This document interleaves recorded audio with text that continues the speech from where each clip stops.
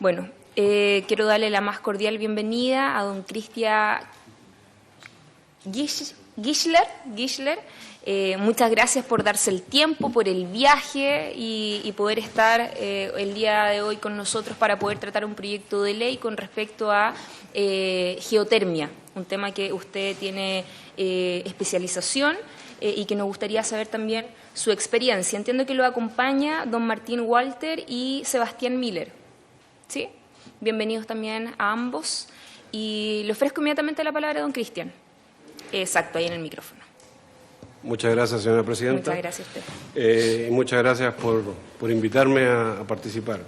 Le cuento que yo coordino el clúster de minería, geotermia e hidrocarburos del BID, que damos servicios para 26 países en la región.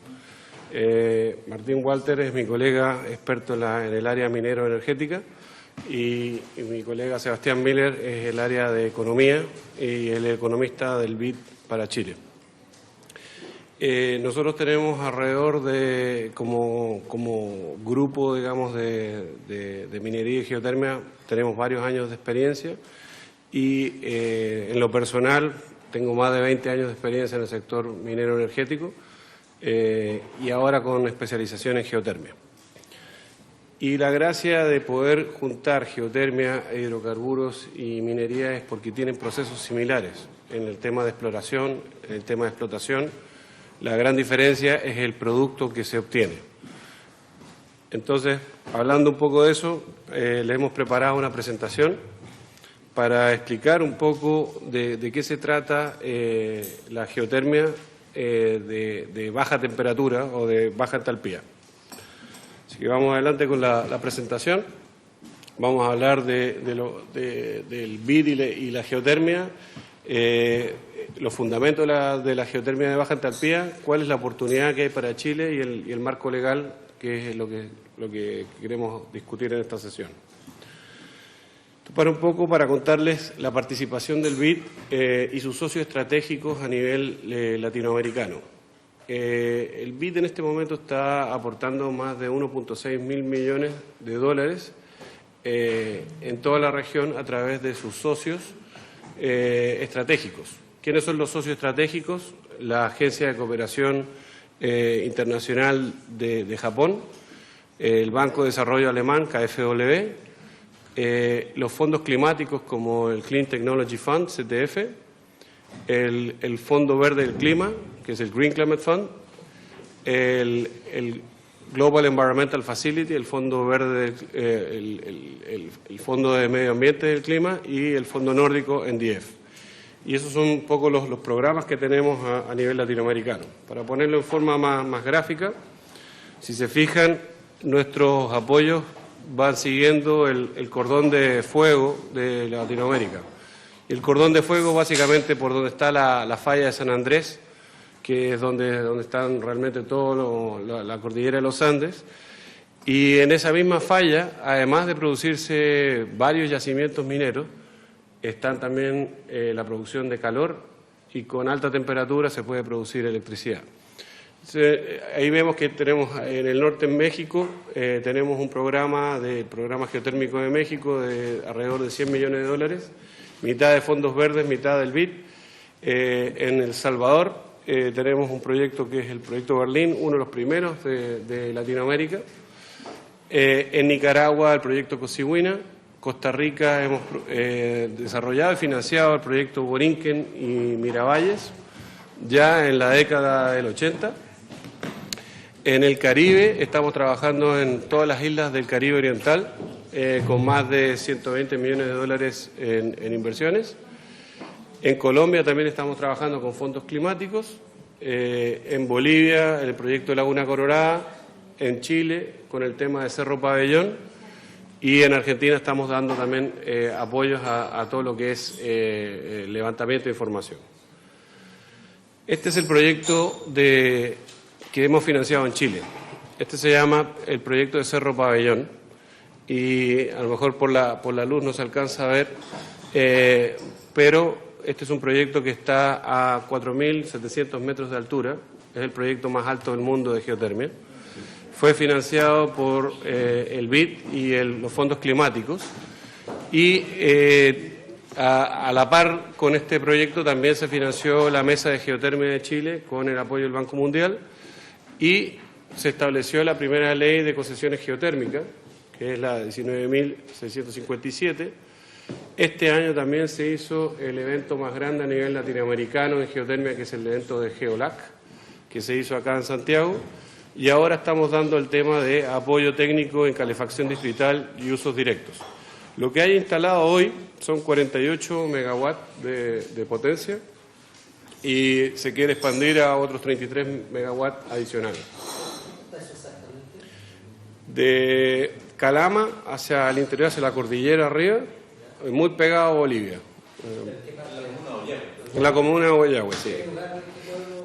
A ver, cerca de Ollagüe, lo que pasa es que está a una distancia de unos 50 kilómetros de Ollagüe, digamos, ¿no? Está entre 3 volcanes, o sea, no hay ninguna localidad al lado, digamos. Claro, exactamente. Y entre medio de esos 3 volcanes ahí está la planta.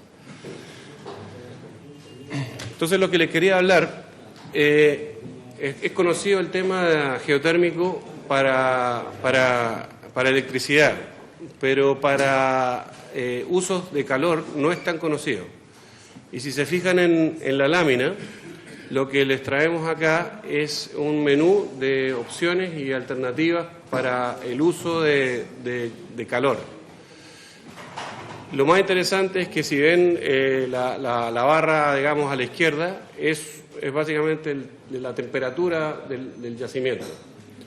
Todo lo que está sobre 150 grados Celsius, estamos hablando de un potencial de uso eléctrico. Y todo lo que está abajo de esos 150 grados Celsius, estamos hablando la posibilidad de usos no eléctricos. Y dentro de los usos no eléctricos está deshidratación de alimentos, enfriamiento de espacios, o sea, utilizarlo como un ente de climatización. Invernaderos, climatización de espacios, pisciculturas, derretimiento de nieve. Eso como en forma esquemática se mostraría un poco así, que uno puede sacar la temperatura del agua y va dándola a distintos servicios conforme va bajando la temperatura hasta que se devuelve al mismo pozo y se vuelve a calentar el agua y se genera un ciclo, ¿no? Entonces el calor no se pierde, sino que se va distribuyendo en los distintos espacios. Entonces lo que queríamos mostrarles es un poco el uso de la geotermia en aplicaciones no eléctricas a nivel mundial. Y esto es interesante para que lo vean con el fin de que esto se puede replicar fácilmente en Chile.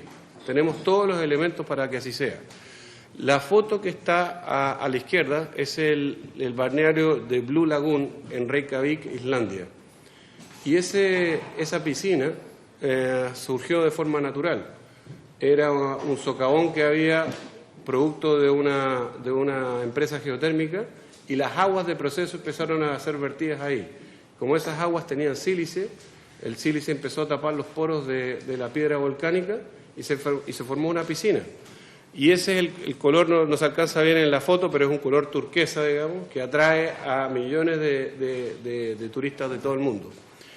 Y con el tiempo fueron desarrollando otras áreas, como es el tema de la hotelería, clínica y ahora último el tema de cosmetología, digamos. No soy experto en esa parte, pero entiendo que para las mujeres ha sido una industria tremenda en temas de cuidados de la piel.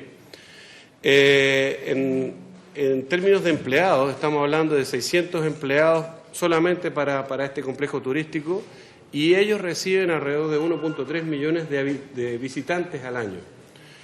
Pasó a ser la industria más importante de Islandia, el turismo, y fomentado por esto.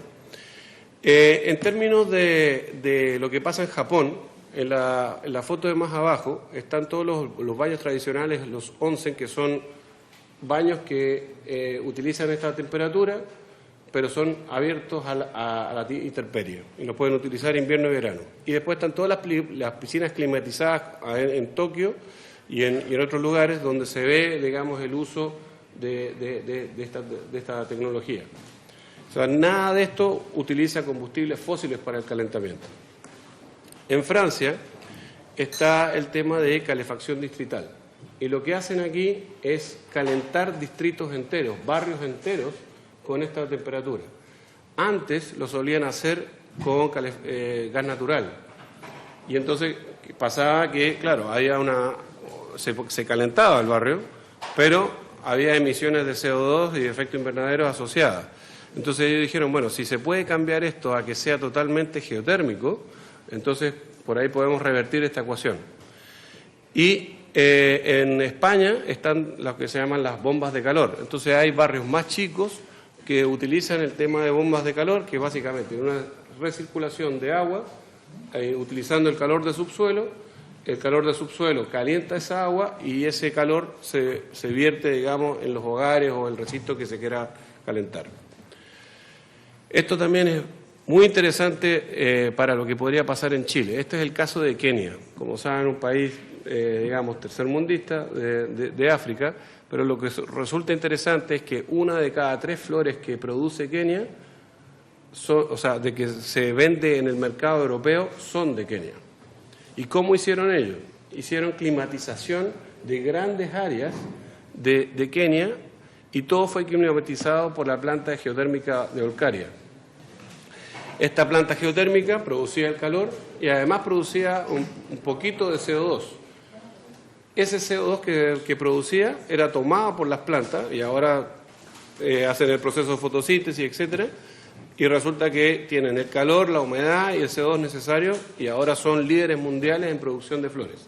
Entonces imagínense que si esto podría ocurrir en Chile y en toda la zona sur, donde no hay producción agrícola importante en el invierno, si esto se climatizara con esta tecnología. O sea, sería, y en el norte también, digamos, en el norte también. Sí, sur de Arica para abajo. Claro. Exactamente. En el caso de Turquía, y esto también es atingente a todo el país, ellos producen tomates y distintas hortalizas con menos 10 grados bajo cero afuera. Y están produciendo hortalizas todo el año. Y además son productores y exportadores de este tipo de comercio. En Canadá es al revés el tema, digamos. En la parte norte de Canadá hay exceso de frío y por lo tanto ellos necesitan calentar todo lo que es la producción de peces para que puedan tener peces de otras variedades y comer peces que naturalmente habitarían en zonas más calientes, digamos. Y así se han hecho productores de peces, digamos, que originalmente estarían creciendo a otras latitudes.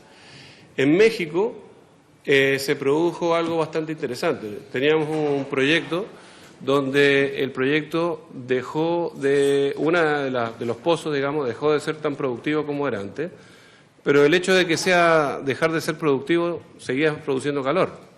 Las comunidades aledañas tomaron ese pozo, la empresa se los dio, y empezaron a hacer deshidratación de frutas y verduras. Deshidrataban la fruta, después la empaquetaban y después la vendían. Entonces se generó una segunda entrada de divisa, digamos, para esa entidad. En el caso de Islandia, el frío es más extremo y ahí se ve en la foto de la derecha que tienen, digamos, un serpentín que pasa por abajo del pavimento de la calle. Lo que hacen con eso es que le quitan el hielo y no tienen que echar ni sal ni nada a las rutas, digamos, y queda como la foto de la derecha, totalmente libre de hielo, incluso en momentos de menos 20 grados bajo cero. Son para contarle un poco las cosas que se pueden hacer con calor renovable que podría venir de la geotermia.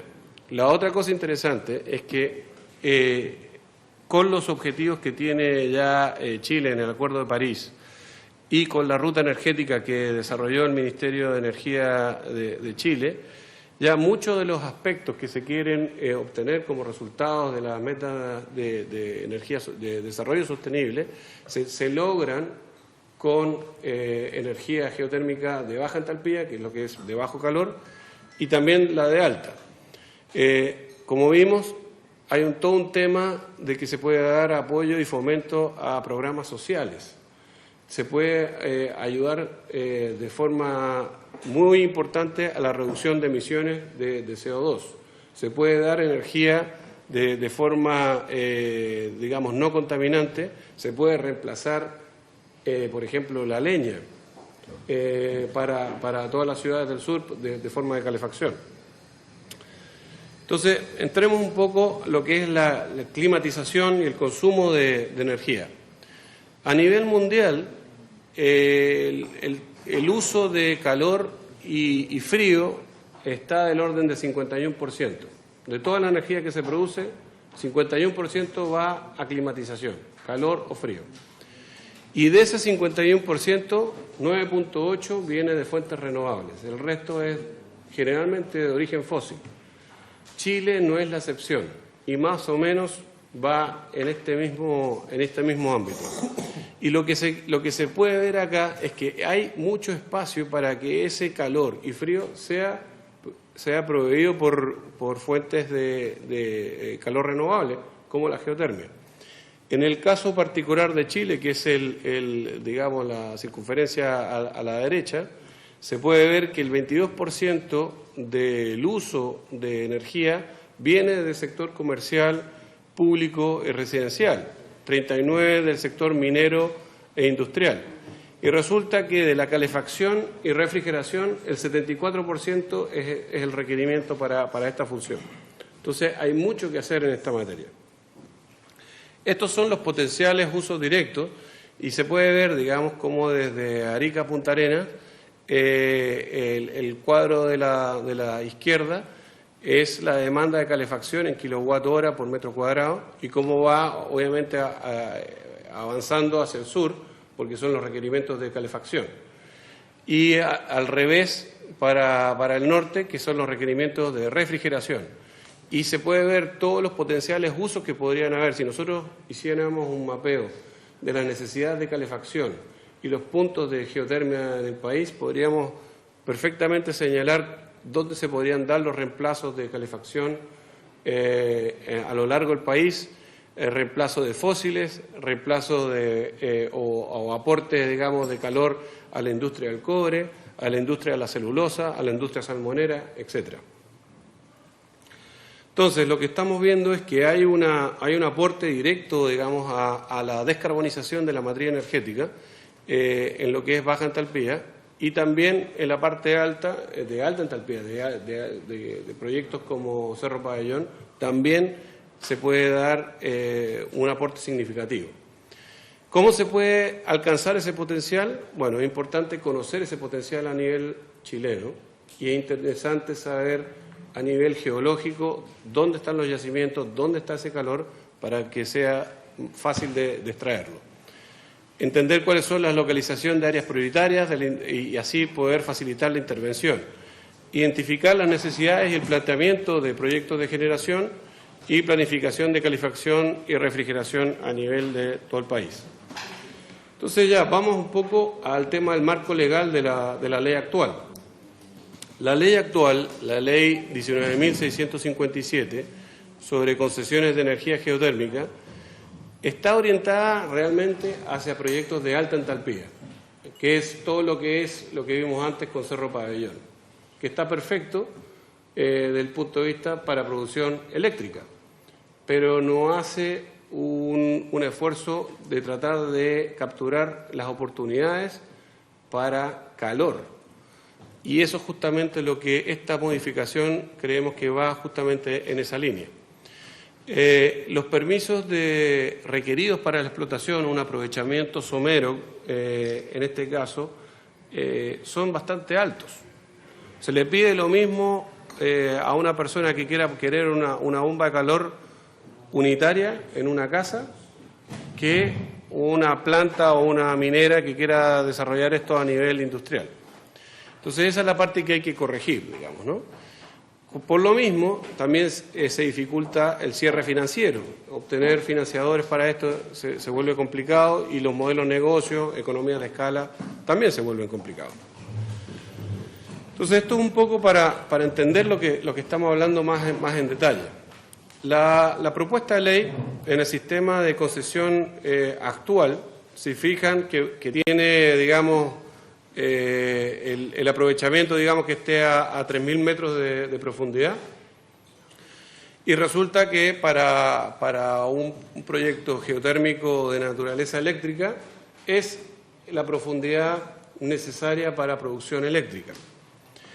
Pero ¿qué pasa entre 2 y 400 metros? Generalmente no se alcanza a un nivel de temperatura muy alta, pero es suficiente para hacer lo que habíamos hablado, lo que está ocurriendo en Japón, lo que pasa con los invernaderos, etcétera. Entonces vamos a lo que esta propuesta de modificación apunta, que es tratar de regular lo que pasa entre los 2 metros y los 400 metros. Entonces ahí se va a obtener más información de esa parte, que tiene una temperatura menos de 90 grados y tiene, digamos, un cuadrado de concesión, digamos, no le quiero usar la palabra concesión, pero digamos el permiso por el cual puede operar es de como de una arista de 100 metros, digamos, ¿no? Y con eso se facilita bastante, digamos, la entrada de operación de estos proyectos. Solamente para su referencia, en el caso de la Unión Europea también pasó algo así. Y se dieron cuenta de que tenían que flexibilizar un poco la normativa si querían realmente expandir el tema de calor, el uso de calor. Y en el año 2014 eran 5 países los que tenían desarrollos geotérmicos de alta y baja entalpía. Hoy son casi toda la Unión Europea y es casi independiente los que tienen actividad volcánica, porque simplemente están buscando el calor de baja profundidad, que es justamente lo que está haciendo Chile. Entonces, en términos de la propuesta de ley, lo interesante es el tema de los aprovechamientos someros, para que nos entendamos bien lo que se está hablando. De 2 metros hasta 400 metros de profundidad, con calor de menos de 90 grados, es lo que se define un aprovechamiento somero. Entonces, en la ley vigente, sin distinción, sabemos que no hay distinción entre aprovechamientos someros o aprovechamientos, digamos, de gran escala. Y eso es justamente lo que se quiere corregir. En la propuesta de ley hay una diferenciación que va entre los 0 y 400 metros de profundidad y temperatura de igual o menor a 90 grados Celsius. Con el tema de los registros, en este momento no existe un registro claro de este tipo de aprovechamiento. Y en la nueva propuesta hay un nuevo registro. Y es muy importante que Chile tome nota y haga este registro, porque la única forma de que el país pueda mostrar que tiene avances en descarbonización de pequeños emprendimientos es que haya un registro. Y uno en ese registro va a tener que decir, bueno, qué tipo de tecnología tengo y cuál es la tecnología que dejé de utilizar, que puede ser querosén, puede ser leña, puede ser otro tipo digamos, de fósiles, pero que van a reducir CO2. Después, en tema de fiscalización, inicialmente estaba el Ministerio de Energía y ahora está la Superintendencia de Electricidad y Combustibles, que tiene bastante sentido de que así sea. Y en términos de seguridad, no había una regulación específica en el tema de la ley anterior, y en la modificación hay un reglamento específico.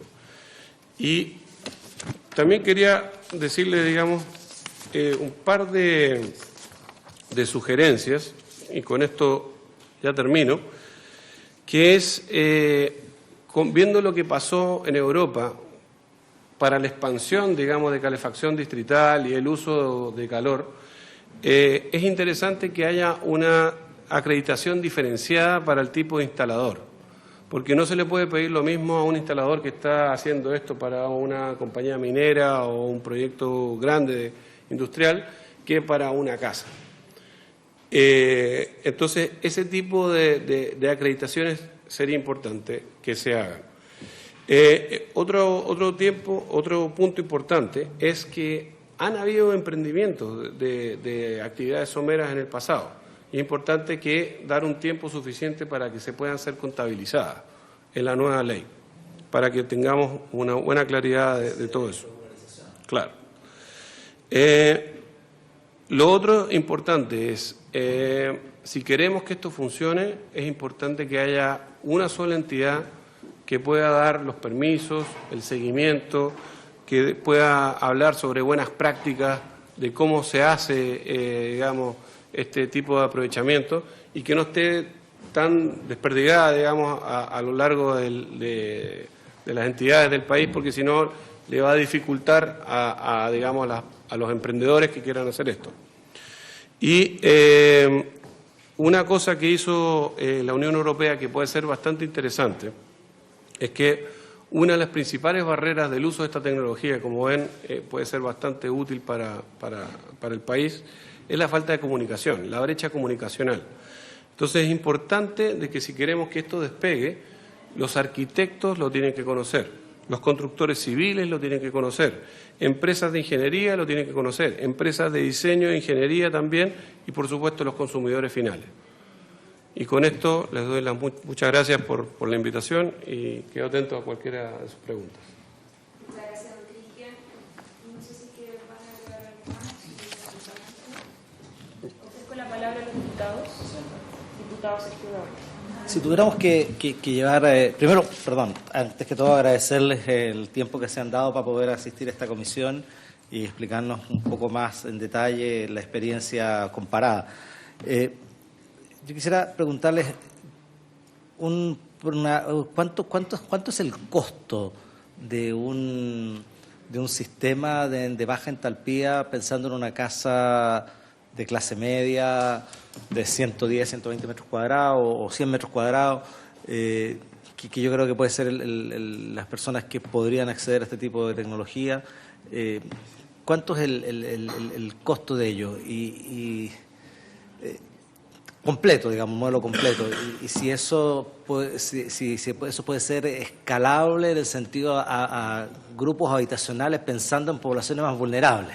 O sea, si los costos de esto podrían desarrollarse no solo a nivel de clase media, sino también en términos escalables para grupos subsidios habitacionales, por ejemplo, como se ha estado haciendo con el tema de los calefactores solares.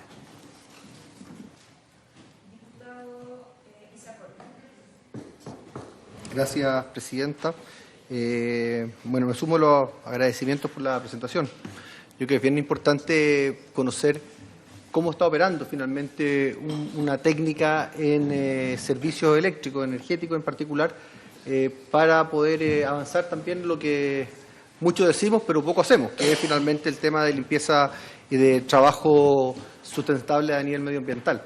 Preguntarle si dentro de los planteamientos y los ejemplos que usted puso, de hecho tan variados desde como España o Francia hasta Kenia, saber si acá hay alguna relación, o en el caso de Chile sería necesaria una relación con el concepto de almacenaje de energía, que muchas veces somos capaces de producir, de generar una energía importante a nivel de geotérmico, pero muy alejados de los centros de demanda de esta energía.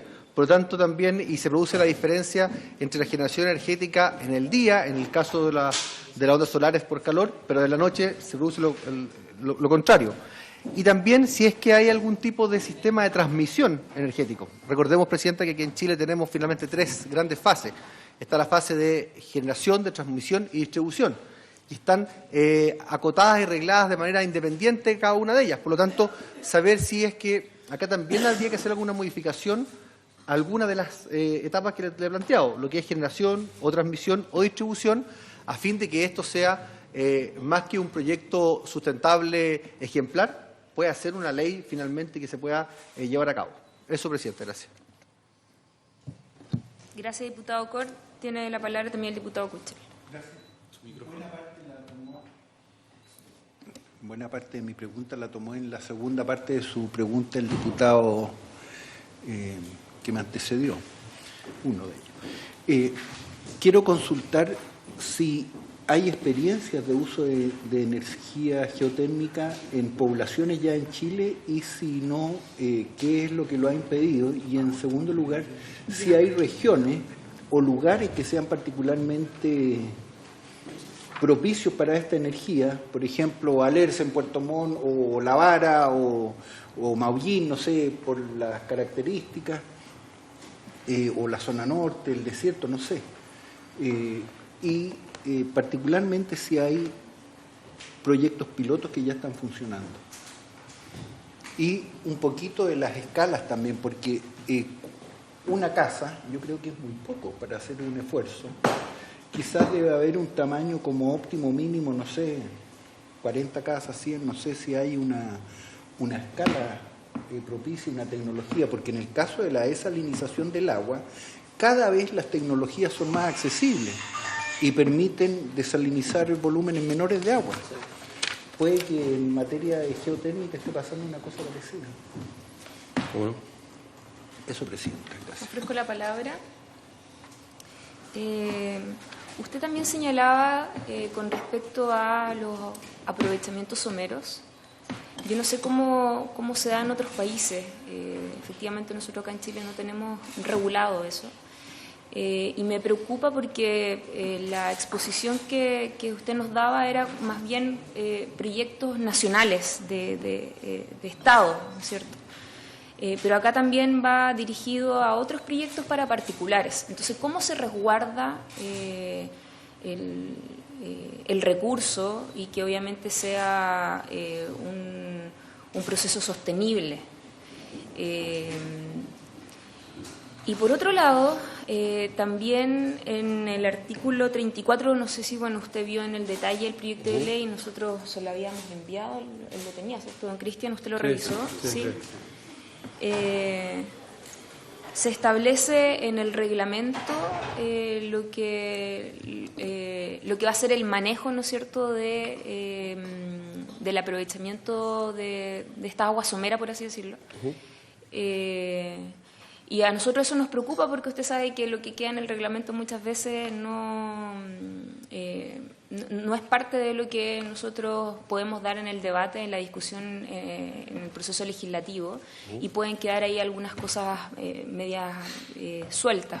Entonces, quizás como que se refiera un poco más o profundizar cómo lo tienen los otros países, cómo se resguarda eso. A mí me preocupa porque usted sabe que en estricto rigor igual hay un impacto, hay que perforar lo que es el territorio, por así decirlo. Y he leído algunos artículos de revistas científicas donde señalan los impactos también en el medio ambiente que podría generar ante alguna situación de accidentabilidad, por así decirlo, con la emisión de algunas sustancias tóxicas como ácido sulfídrico, amoníaco, habían otros elementos que no recuerdo. Entonces también me gustaría saber sobre esa experiencia. Okay. Don Cristian, le ofrezco la palabra, probablemente van a aparecer otras observaciones, pero que no nos haga referencia a la que hicieron los diputados. Muchas gracias, señora presidenta. Voy contestando en el mismo orden que nos fueron preguntando. Tal vez puedo utilizar una lámina para...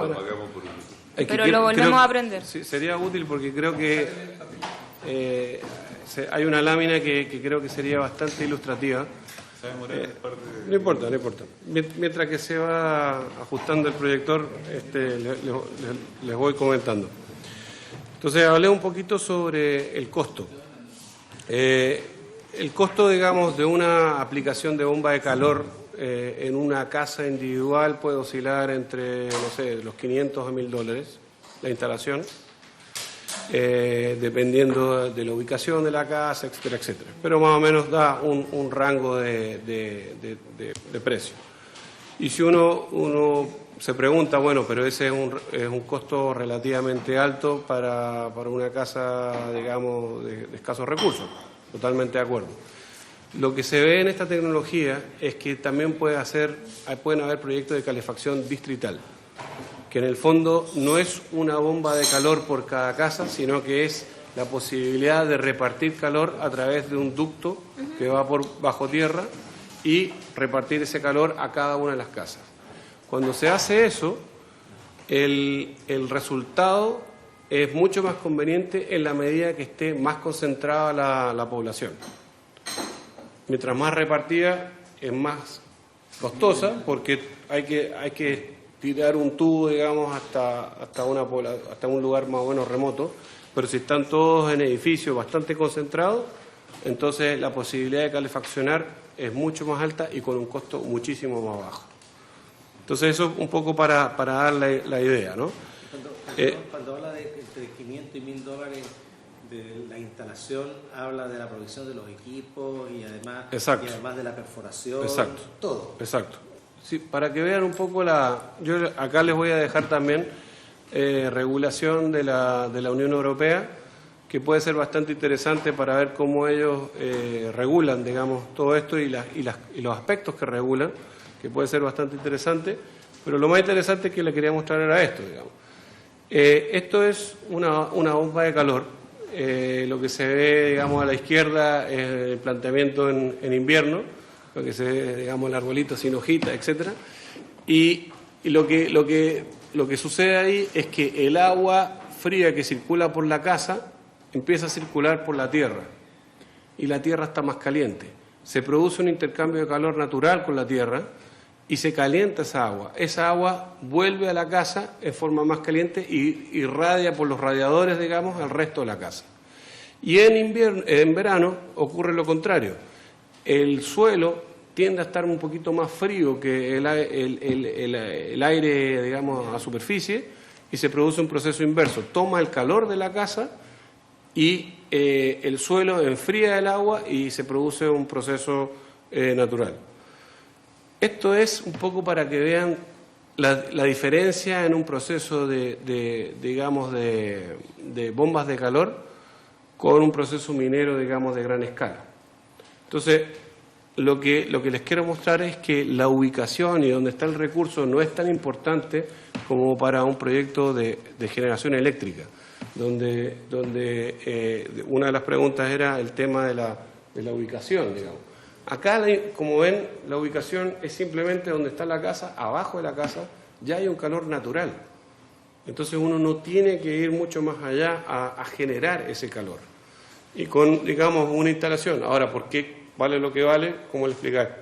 Hay trabajo de movimiento de tierras, hay trabajo de ductos, pero una vez que eso ya está, las casas pueden ser construidas sobre esto y ya tiene todo el calor del suelo, digamos, para operar, ¿no? Por eso que les decía inicialmente que hablar esto con arquitectos, con constructores civiles, tiene mucho sentido porque así lo van pensando desde su génesis, de que esto tiene que ser por ese camino. Bueno, siguiendo con las preguntas, me preguntaban sobre el tema de... el sistema inyecta agua, la bajar a la tierra y esa agua ya. Exacto. Tomes agua, A diferencia de la geotermia, digamos, de alta entalpía, que uno va, hace el agujero y llega hasta donde está el agua. Y entonces saca esa agua, y esa agua, como está a 200 y tantos grados, sale en forma de vapor violento hacia afuera y mueve una turbina y se produce electricidad. Acá es distinto, acá uno está inyectando el agua y hace pasar el... Exacto. Ahora, eso mismo uno lo puede hacer a gran escala también. Son técnicas más sofisticadas de geotermia, digamos, pero digamos, la base es eso. Sobre el tema de almacenaje, un poco para explicar, digamos, en este caso no hay mucho almacenaje, porque estamos hablando de emprendimientos muy pequeños, digamos, ¿no? Lo que hace, la pregunta es más atingente para lo que es geotermia de alta entalpía. Ahora, en alta entalpía, el tema del almacenaje no es tan necesario, porque como ellos están produciendo energía de base, a diferencia de energía solar o eólica, que es intermitente, o sea, que está funciona cuando está el sol o cuando está el viento, acá es 24 horas, 7 días a la semana. Entonces no hay necesidad de almacenarla. Es más, uno puede retenerla, que es básicamente a cierta hora yo no necesito tanta energía, o bueno, bajo. Eso significa que tiene flexibilidad. Esta es una de las tecnologías con mayor posibilidad de flexibilidad. ¿Ok? Con respecto a los pilotos, que si se están haciendo pilotos en el país, a lo mejor mi colega del Ministerio nos puede mencionar sobre algunos pilotos que existan. Sí, si te... Sí, ningún problema, toma asiento, ubíquese, sí. Sí, Presidenta, muchas gracias por su intermedio. Explicar que en nuestro país sí existen muchos proyectos de bomba de calor instalados en todo tipo de sectores productivos principalmente. Acá en Santiago tenemos el edificio Titanium, que es calefaccionado a través de bomba de calor. Tenemos varios colegios en el sur que están calefaccionados con bomba de calor, algunas viñas que en sus procesos requieren un control de temperatura exacto, requieren tanto frío como calor, dependiendo de la época del año. También eso se hace con bomba de calor geotérmica, y hay algunos proyectos muy singulares, muy especiales de calefacción distrital alimentados con bomba de calor geotérmica en Temuco, estoy principalmente. ¿Existe? No, en viviendas sociales no existen proyectos, principalmente por lo que comentaba. Los precios hoy en día no son muy adecuados para viviendas sociales, a menos que pensemos en un proyecto de calefacción distrital, es decir, una planta con una bomba de calor que pueda alimentar a muchas viviendas. Ahí los precios se podrían hacer un poco más razonables como alternativa de calefacción para las viviendas sociales. Pero ese tipo de proyecto no existe hoy día en Chile. Disculpe, ¿puede dar su nombre y su cargo para que quede grabado para Por supuesto, mi nombre es Rubén Muñoz, yo soy jefe de la Unidad de Geotermia y Energía Distrital del Ministerio de Energía. Muy bien. Ya, Cristian. Por su intermedio, Presidenta, me queda su pregunta, que era la última. Me preguntaba sobre los posibles impactos que pueden haber de ácido sulfúrico, etcétera. Un poco para ilustrar con la imagen que quería mostrar. Ácido sulfúrico y, digamos, ese tipo de sustancias se obtienen cuando hay perforación profunda. Y ahí sí, cuando uno pincha una napa o una bolsa, digamos, de ácido sulfúrico, puede ocurrir eso. Y eso ocurre, digamos, para grandes proyectos geotérmicos. Pero para lo que es actividades someras, no, porque son realmente de muy baja profundidad. O sea, la probabilidad que ocurra es relativamente muy baja. Y como se ve, son con muy pocos metros realmente ya se puede obtener un calor suficiente para una climatización adecuada para una casa. Solamente en lo que, para referirme a lo que decía mi colega del Ministerio de Energía, y en temas de vivienda social, digamos, creemos que realmente es una gran oportunidad para el país. Poder enfocarse en climatización de vivienda social con esta tecnología, porque realmente puede abaratar costos y lo que hace es básicamente saca de la ecuación a contaminantes como la leña, querosén, a gas licuado, incluso gas natural, porque lo que se hace en otros lados es que se obtiene la fuente de calor y esa fuente de calor pasa por los radiadores de la casa y es la misma agua que uno abre la llave de agua caliente y sale esa misma agua. Entonces no hay califón. Entonces se salta toda una etapa importante, digamos, ¿no? Entonces todo el proceso de calentamiento quiere decir que el agua caliente es generada distritalmente. ¿Okay? Muchas gracias. Oiga, don Cristian, como para poder aterrizar un poco el debate, los ejemplos que usted nos ponía de Canadá, de Turquía, ¿eso es sobre la base de aprovechamiento somero o no? Sí, claro, porque son todos de baja entalpía, digamos. Entonces lo que es piscicultura es realmente con muy leve profundidad, digamos, ¿no?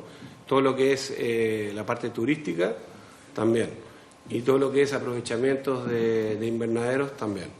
Así que todo eso tiene una gran potencial con muy baja profundidad, digamos. ¿Y eso no entra en un estudio de impacto ambiental? Sí. ¿En la declaración de esta?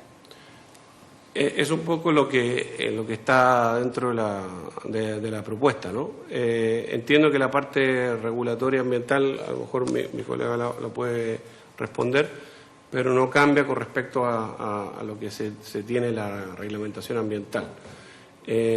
Lo que se está diciendo es que el impacto es muy menor para, digamos, generar un impacto que sea necesario para hacer un estudio de impacto ambiental o lo que sea. Ofrezco la palabra a los diputados. Diputado Kuchel. Usted decía que si no había aglomeración era poco rentable. ¿Hay también una distancia óptima o depende? Pensando en la vivienda social. ¿Cómo no? Por su intermedio, Presidenta, para responder, yo creo que no es un tema de distancia óptica, sino que es un tema de concentración de hogares. O sea, en la medida que haya mayor concentración de hogares, el costo unitario se reduce sustancialmente. Ese es el tema.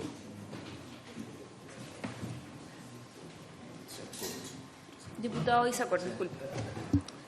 Gracias, Presidenta. Yo no sé, a ver, yo creo que este tema es bastante interesante y yo concuerdo que si esto finalmente no se lleva a materializar de una escala masiva, finalmente queda muy marginal dentro de la contribución a la sustentabilidad finalmente del día a día. Y en ese sentido, Presidente, me gustaría pedirle a usted que podamos, yo no sé si esa presentación puede quedar en la comisión. ¿Cómo no? Ya está puesta acá. Está bien, pero su derecho de autor, eso es lo que voy. No. Pero con el objetivo de poder enviársela, ojo, al subsecretario de Vivienda y poder pedirle al subsecretario de Vivienda, Presidenta, que venga a la comisión para que se pueda referir al menos a esto desde el punto de vista de política pública. Quizás nosotros estamos duplicando en este momento o estamos especulando desde algo. Recién el encargado, don Rubén, de Energía, del Ministerio de Energía, nos planteaba el alto costo, el tema a nivel distrital, qué sé yo, pero yo creo que como Comisión de Energía también podemos ir transmitiendo nuestro interés, nuestra preocupación a partir de esta presentación a quien finalmente empieza a definir la política pública a nivel de viviendas, porque quizás en zonas más aisladas, qué sé yo, o en nuevos sectores donde se pueden otorgar, quizás podemos conseguir como comisión que se haga un plan piloto a partir de esta presentación. Yo quiero, déjeme la palabra a ella, no a mí. Yo no quiero descartar esto bajo ningún punto de vista, al contrario, yo creo que es una tremenda noticia la que usted nos trae. Además, entiendo que además en casas que ya están instaladas es mucho más costoso además todo el tema de la perforación, a lo mejor hay que entibar si hay casas muy cerca y se puede terminar demorando. Somos un país sísmico también, y eso hay que considerarlo también el tipo de suelo que tengamos. No es lo mismo si tiene grava a que tiene arcilla. Entonces, ese es un tema que también hay que considerar en nuestra realidad chilena, pero yo creo, Presidente, que podemos generar una sinergia desde esta comisión a un ministerio distinto, enviar esta presentación y pedir el acuerdo para que venga el subsecretario, se le puede invitar al subsecretario de Vivienda, si usted sí lo determina, Presidente. Gracias.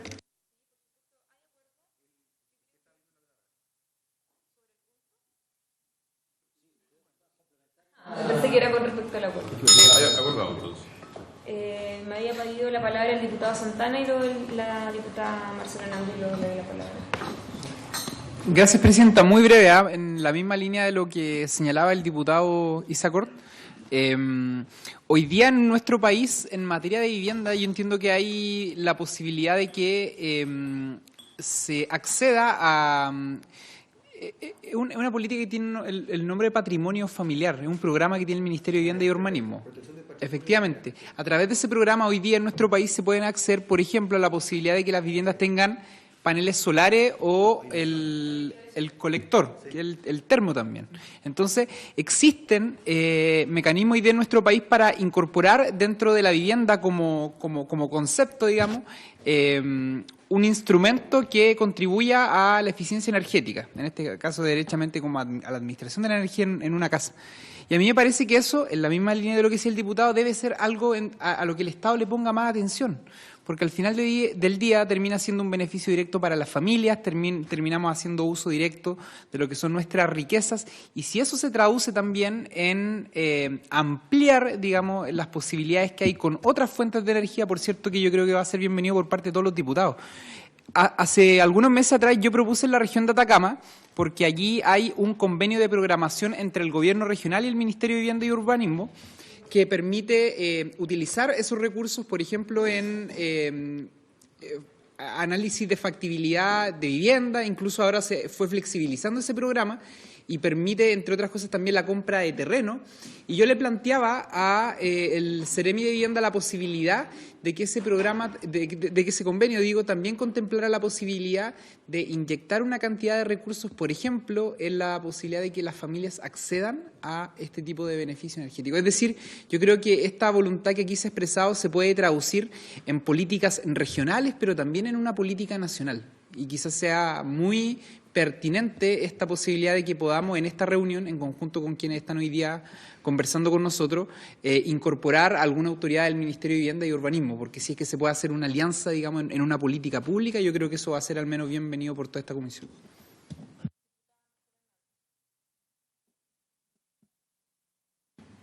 Gracias, Presidenta, por su intermedio. Agradecer todas las presentaciones. Y me quedó dando vuelta lo que dijo el representante del Ministerio, en el sentido de que habían ya experiencias con algunas escuelas, establecimientos educacionales. Yo creo que de la misma manera como el Ministerio de Vivienda podía tomar parte de una política pública de esta naturaleza, me parece que el Ministerio de Obras Públicas o todos aquellos que edifican no solo colegios, sino que también hospitales. Y estamos en plena construcción de infraestructura de salud y para algunos lugares yo creo que esto debería estar considerado desde el principio.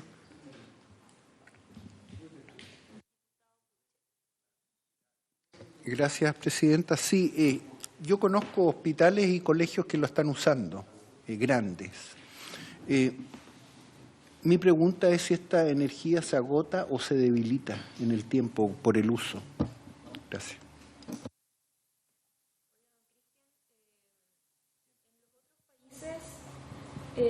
¿Cómo se establece el registro o la inscripción de el aprovechamiento somero?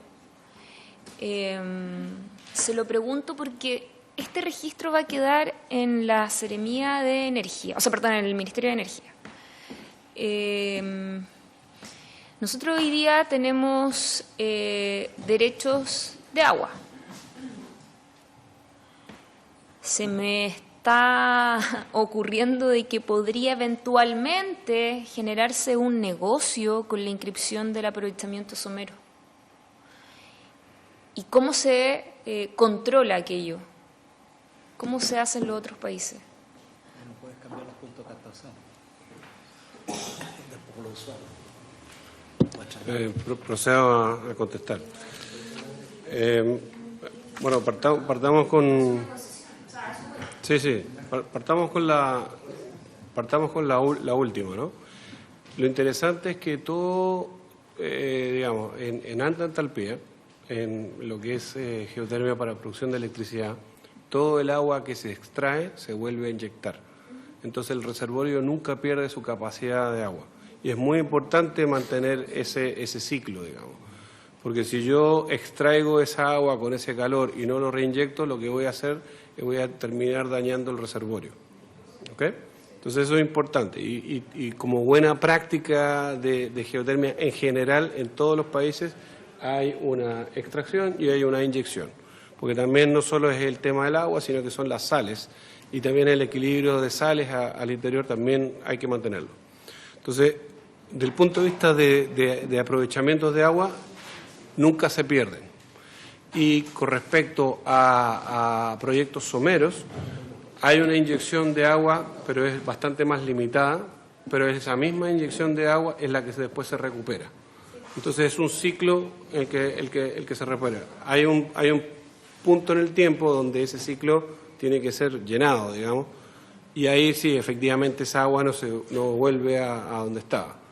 Si eso se hace muchas veces, sí podría haber un impacto sobre el tema del uso del agua, pero tiene que ser hecho bien estudiado, digamos. Lo que quiero decir es que no va a ser concesión, va a ser una inscripción. Entonces yo podría andar por la vida inscribiendo aprovechamiento somero y generar un negocio, a eso voy. Cada vez que quieran construir casa claro, en un lugar determinado, tienen que pagarme... Claro, derecho. Entonces, ¿cómo se resguarda? ¿Cómo es la figura que se utiliza en otros países? ¿Es igual? ¿También es una inscripción? Es una inscripción. Que básicamente es muy simple, pero la inscripción va de la mano de la ubicación de donde se está haciendo el aprovechamiento. Entonces, como que hay si la casa está ubicada en un cierto perímetro, hay una proyección hacia abajo, que es un poco lo que muestra la ley, tanta profundidad y tanto hacia los lados, ya sea, digamos, formando un cuadrado.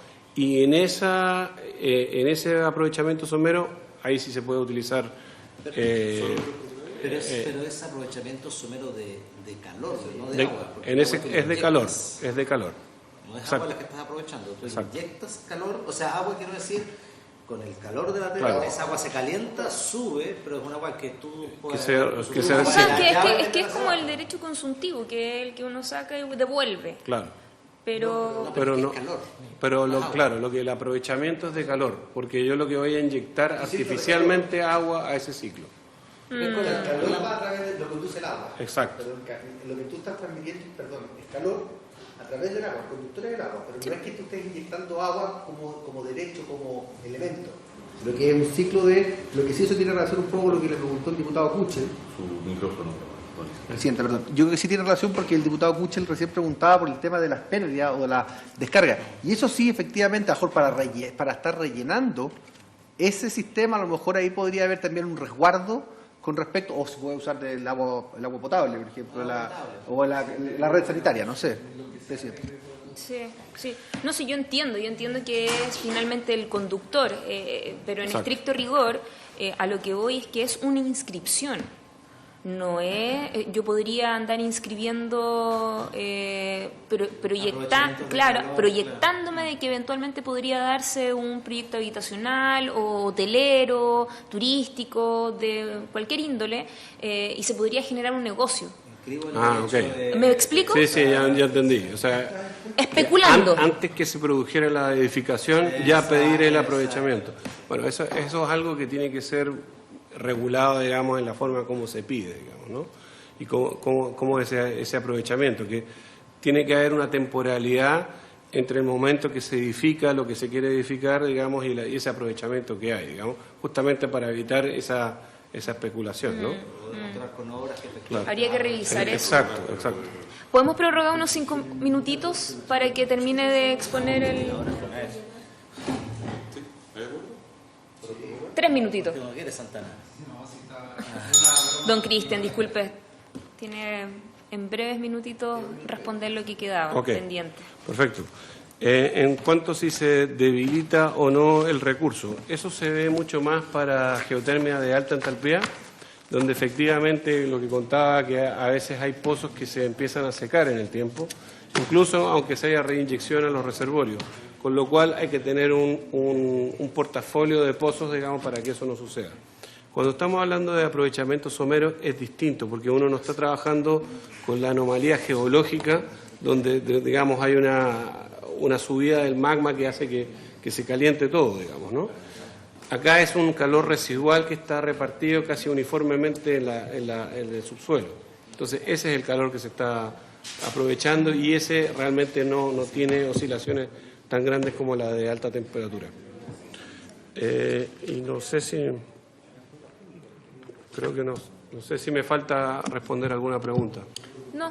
¿Diputado, alguna observación, algo? Bueno, se nos terminó el tiempo, don Cristian. Yo le quiero agradecer su buena disposición, la voluntad de haber viajado y venir a la comisión justamente en el debate de un tema igual que está dentro de los desafíos que tiene nuestro país para poder ir avanzando, ¿no es cierto?, lo que es justamente estas nuevas tecnologías, estas innovaciones que se han dado en otros países y que estamos todavía nosotros un poco en pañal y queremos abrir la puerta justamente para eso. Así que le agradezco también a los asesores que lo acompañaron y por haberse cumplido el objetivo de la sesión, esta se levanta. Gracias.